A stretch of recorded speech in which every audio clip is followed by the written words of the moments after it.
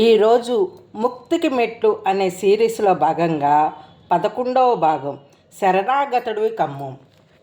భగవంతుడికి మనం సర్వసా శరణాగతి పొందిన రోజు నుండి మనం దేని గురించి దిగులు పడాల్సిన అవసరం ఉండదు. సర్వసా శరణాగతి కావటం అంటే మన కష్టాల నుండి, సమస్యల నుండి, దుఃఖాల నుండి వేరుపడి అన్నీ ఆ భగవంతునికి అప్పచెప్పి మానవ ప్రయత్నం చేస్తూ కష్టాన్ని ఇష్టాలుగా స్వీకరిస్తూ, స్వామి, నా భారమంతా నువ్వు స్వీకరించినందుకు కృతజ్ఞతడు, నాకు ఏది మంచిదో అదే నువ్వు చేయగలవు అని ప్రార్థించండి. అన్నీ ఆయనే చూసుకుంటాడని పూర్తిగా నమ్మండి. మీ బాధలు త్వరగా తీరిపోలేదని భావించారా? మీరు సర్వస్వ శరణాగతి కానట్లే, ఆయనను పూర్తిగా నమ్మనట్టే.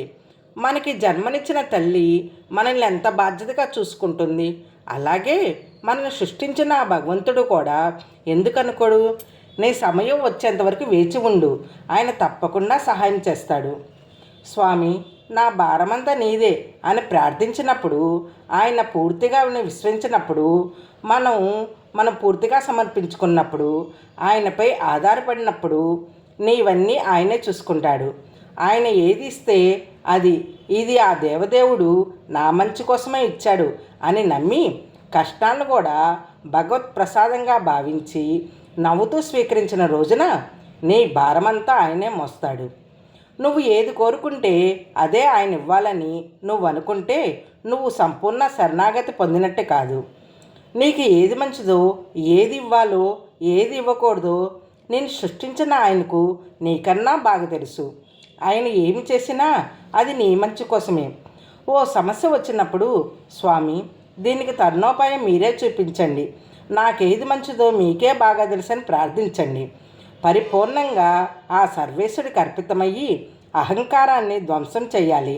అంటే నేను కాదు ప్రభు, నీవే అని ఎప్పుడూ అనుకోవటం. నేను, నాది అన్న భావాన్ని విడిచి అంతా సర్వేశ్వరుడికే అంకితం చేసి నీ జీవిత గమనాన్ని ఆయన ఆధీనం చెయ్యాలి. తననే నీకు ఇవ్వగల దేవుణ్ణి, సంసారం, ఆస్తి వంటి వాటి కోసం వేడుకోవటం సర్వస్వం దారిపోయడానికి సిద్ధంగా ఉన్న దాతను పాచిపోయిన గంజి కోసం వేడుకోవటం లాంటిది. భగవంతుడు ఇచ్చిన దానితో తృప్తితో చిరునవ్వుతో స్వీకరించలేనివాడు భగవంతుని యందు తృప్తి, విశ్వాసం లేనివాడు. అట్టి వాని దగ్గరికి భగవంతుడు ఎట్లా వస్తున్నాడు? మీ దగ్గర పనిచేసే ఓ కుర్రోడిని పని మీద పక్క ఊరు పంపారనుకోండి.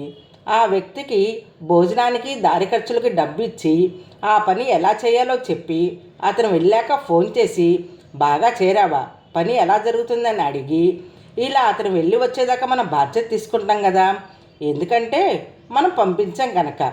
అలాగే భగవంతుడు మనల్ని ఇక్కడికి పంపించాడు కదా, మనల్ని కూడా ఆయనే చూస్తాడు. నారు పోసిన వాడు నీరు పోయిడా? ఆయన చేతులతో చెక్కాడు మనల్ని ఎందుకు మర్చిపోతాడు? ఆయన తప్పక చూస్తాడు. కాకపోతే మన వంతు వచ్చే వరకు వేచి ఉండాలి, అంతే. మనకి ఆశ్రయము, ఆసక్తి అయితే బాధ ఉండదు. ఆశ్రయం ఎవరు? భగవంతుడు. కానీ ఆసక్తి దేని మీద?